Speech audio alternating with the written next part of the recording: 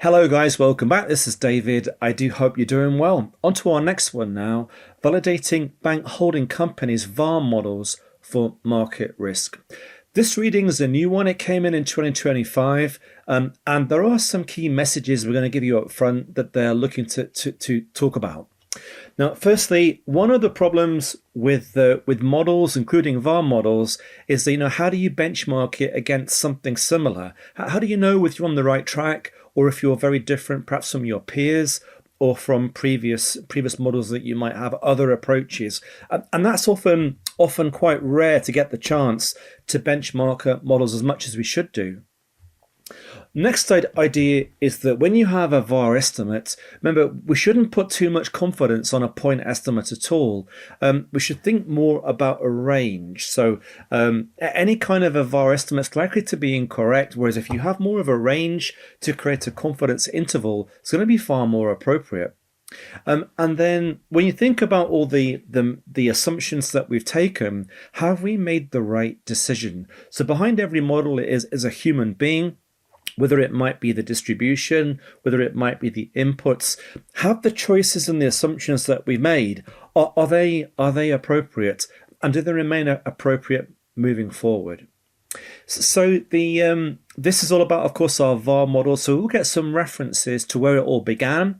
Back here, of course, in '96, VAR was created in the mid-90s, '95 by JP Morgan.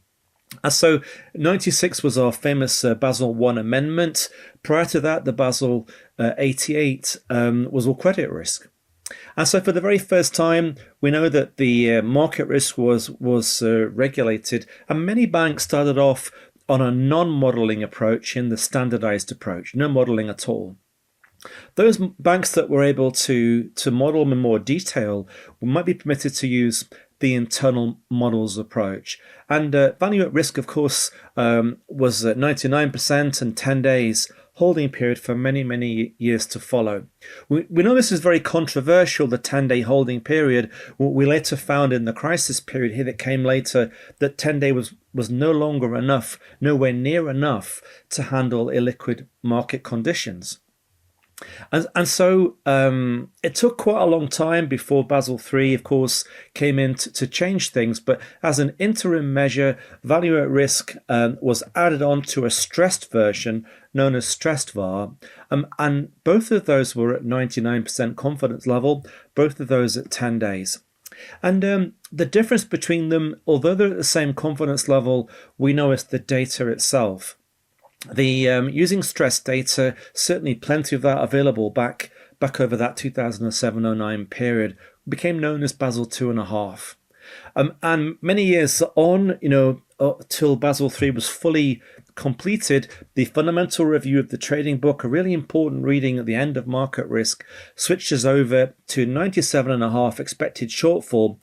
And then we also got a range of holding periods from 10 days all the way through to a year, the idea of tailoring the holding period to the assets we're talking about. Now, one other thing to mention before we kick off on this reading, the term bank holding companies, that is referred to quite a lot in the credit risk area, credit risk book.